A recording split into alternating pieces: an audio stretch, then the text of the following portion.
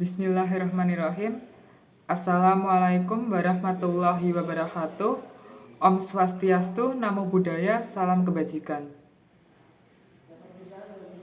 Selamat siang teman-teman semua. Dan yang terhormat Bapak Ahmad Suhroni selaku dosen pengajar mata kuliah Bahasa Indonesia kelas 18.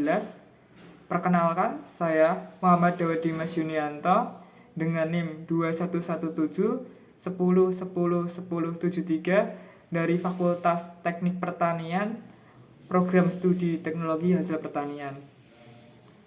Di sini saya akan membawakan artikel ilmiah non-penelitian yang berjudul Pembuatan Gula Kristal Putih atau yang sering disebut dengan gula pasir dari tebu.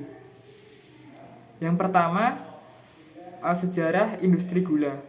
Sejarah perekonomian di Indonesia tidak dapat dilepaskan dari masa kolonial Hindia Belanda yang didominasi oleh sektor pertanian dan juga perkebunan. Pada mulanya sebelum kedatangan orang-orang Belanda, sektor pertanian menjadi penggerak utama perekonomian masyarakat di Nusantara.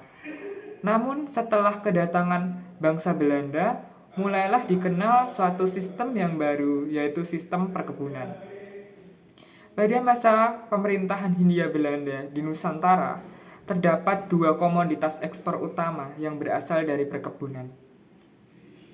Salah satu komoditas yang menghasilkan banyak keuntungan dari pemerintah, yaitu adalah komoditas gula pasir atau gula kristal putih.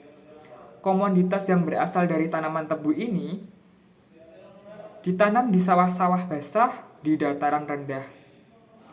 Perkebunan-perkebunan tebu yang mendatangkan banyak keuntungan banyak terdapat dan tersentralisasi di Pulau Jawa, khususnya di daerah Jawa Tengah.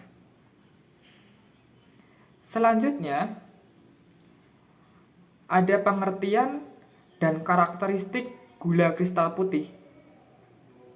Gula menjadi salah satu 9 kebutuhan pokok atau sembako yang mengadakan dan didistribusikan pengaturannya oleh pemerintah. Gula pasir atau gula kristal putih merupakan butiran kristal yang memiliki ukuran hampir seragam dengan ukuran kurang lebih 0,8 hingga 1,2 mm dan umumnya berwarna putih bersih. Rumus molekul dari gula kristal putih ini adalah C12H22O11. Tebu merupakan salah satu bahan dasar utama dari pembuatan gula kristal putih ini. Kebutuhan gula kristal putih dari tahun ke tahun semakin meningkat. Kadangkala sangat sulit memperoleh karena meningkatnya kebutuhan jumlah penduduk dan meningkatnya konsumsi gula kristal putih di masyarakat. Akan tetapi tidak diimbangi dengan penanaman tebu itu sendiri di masyarakat. Analisis pengolahan tebu menjadi gula kristal putih sudah dikenal secara luas. Dalam berbagai penelitian maupun kajian-kajian ilmiah, beberapa di antaranya adalah metode LCA dan DRK. Pembuatan gula dari tebu adalah proses pemisahan sukrosa yang terdapat dalam batang tebu dari zat-zat lain seperti zat air, zat organik, dan sabut. Pemisahan dilakukan secara bertingkat dengan jalan tebu digiling dalam beberapa mesin penggiling sehingga diperoleh cairan yang disebut dengan nira. Nira yang diperoleh dari penggilingan tersebut dibersihkan dari zat-zat yang tidak diperlukan dengan cara pemanasan dan juga penyaringan serta penambahan zat kimia. Lalu dalam hal pemurnian nira ada 4 yang biasa dikenal secara umum, yaitu yang pertama adalah proses diffraksi, yang kedua adalah proses sulfaksi, yang ketiga adalah proses karbonasi, dan yang keempat adalah proses rafinasi. Dari proses-proses tersebut memiliki keunggulan dan juga kekurangannya masing-masing. Sedangkan gula kristal putih atau gula tebu ini memiliki karakteristik sebagai berikut.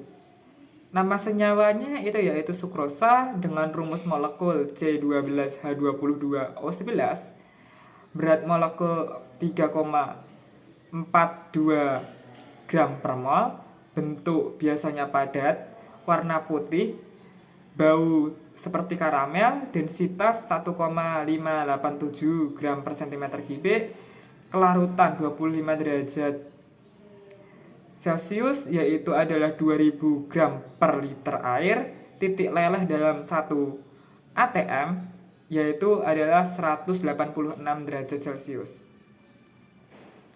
Di sini akan dijelaskan proses pembuatan gula kristal putih secara singkat. Yang pertama, proses penggilingan tebu. Setelah tebu didapatkan dari hasil pemanenan di sawah, tebu selanjutnya dibersihkan dari daun dan juga glugu yang menempel, lalu digiling sehingga mendapatkan nira mentah yang siap diproses selanjutnya. Lalu pemurnian nira mentah tersebut dapat dimurnikan dalam 4 cara yang telah dijelaskan sebelumnya. Selanjutnya adalah penguapan nira encer, yaitu nira diuapkan dengan suhu yang lumayan tinggi sehingga didapatkan konsentrasi nira yang lebih pekat.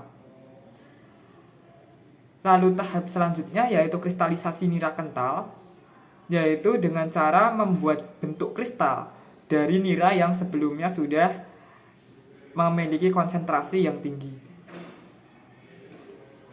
Lalu proses selanjutnya adalah pemisahan kristal, yaitu memisahkan butiran-butiran kristal yang seragam dan juga bongkahan-bongkahan yang sekiranya tidak masuk dalam keseragaman tersebut, sehingga dapat menimbulkan kesan yang tidak seragam dan juga tidak bagus pada industri gula kristal putih.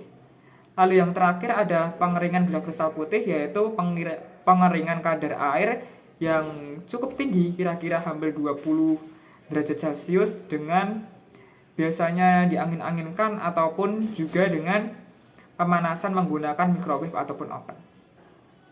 Sekian pembawaan artikel ilmiah non-penelitian yang berjudul pembuatan gula kristal putih dari tebu. Kurang dan lebihnya mohon dimaafkan. Wassalamualaikum warahmatullahi wabarakatuh.